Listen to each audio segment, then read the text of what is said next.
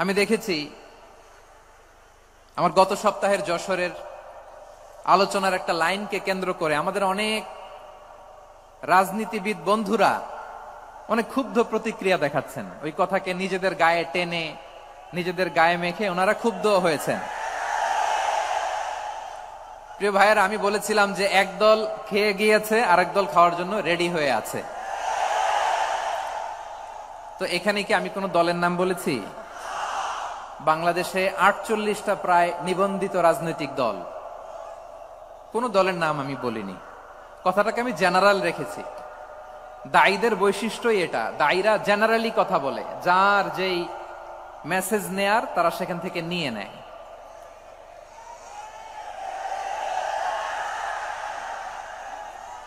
তো কোন দল এটা নিয়ে কোনো কথা বলল না।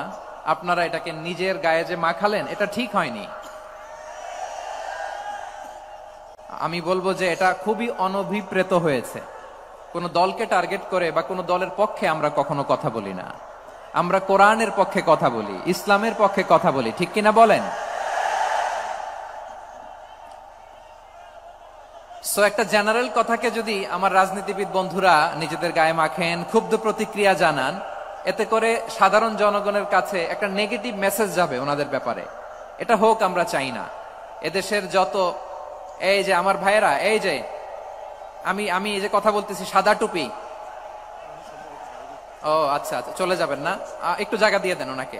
হয় কি, লক্ষ লক্ষ মানুষের ভিড়ে আপনি যদি উঠতে চান খুব কঠিন হয়ে যায়। যদি পারেন একটু বসেন, আর না পারলে ভাইকে একটু জায়গা দিয়ে দেন। আমার দিকে তাকান, এই সিলেট, এদিকে তাকাও, এদিকে এদিকে, ফাইন। তো আমার প্রিয় রাজনীতিবিদ বন্ধুদের আমি বলবো, কথাটা ছিল ভেরি জেনারেল, এটা নিজেদের গায়ে মাখানোর কোনো দরকার নাই।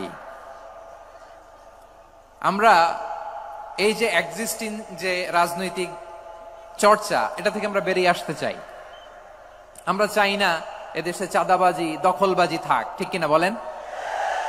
এদেশে কোনো দুর্নীতি থাক, টেন্ডারবাজি থাক, এগুলো আমরা চাই। আই হেট পলিটিক্স একটা জেনারেশন আছে, এই বেশিরভাগ জেনজি অফ সিলেট, এরা আই হেট পলিটিক্স জেনারেশন। এরা পলিটিক্স কে পছন্দ করে না। তো কেন করে না, এর দায়ভার আমাদের আছে না নাই? আছে। এবং আমরা দেখেছি ক্ষমতার পালাবদল যখন হয়, এক সরকার যায় আরেক সরকার আসে, তখন দুর্নীতির ফিরিস্তি আমরা জানতে পারি, এর আগে জানতে পারি না। প্রতিটা দলের ভেতরেই আমরা এই বাজে চর্চাটা দেখেছি। সো এখন আমাদেরকে শুধরে নেয়ার সময় এসেছে। এটা এই সুন্দর সময়, নতুন প্রভাতের বাংলাদেশ, নতুন ভোরের বাংলাদেশ, এই সময় আমরা কাদা ছোড়াছুড়ি যেন না করি। আমাদের শপথ নেয়ার সময় এসেছে। প্রতিটি দল, নিবন্ধিত 48টি, সবগুলো দলের এখন শপথ নেওয়া উচিত যে আমরা কোনোদিন আর চাঁদাবাজি করব না, টেন্ডারবাজি করব না, দখলবাজি করব না। আমরা সবসময় দেশের পক্ষে থাকব, সবসময় দেশের পক্ষে থাকব। সেই কথাগুলো ছিল ভেরি জেনারেল। যে কথাগুলো আমরা জেনারেলি বলি, এগুলো জেনারেলি আপনারা নিবেন। আমার রাজনীতিবিদ বন্ধুদের কাছে এটাই আমার কামনা।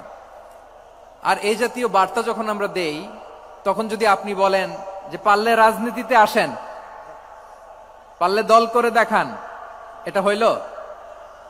আমি কি এরকম কোনো কথা বলেছি? না।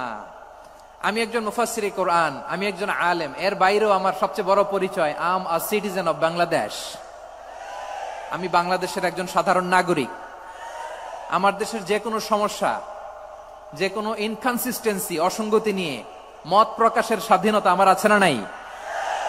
আপনারাই তো বাক স্বাধীনতার কথা বলেন, ফ্রিডম অফ স্পিচের কথা বলেন, বাক স্বাধীনতার কথা বলেন।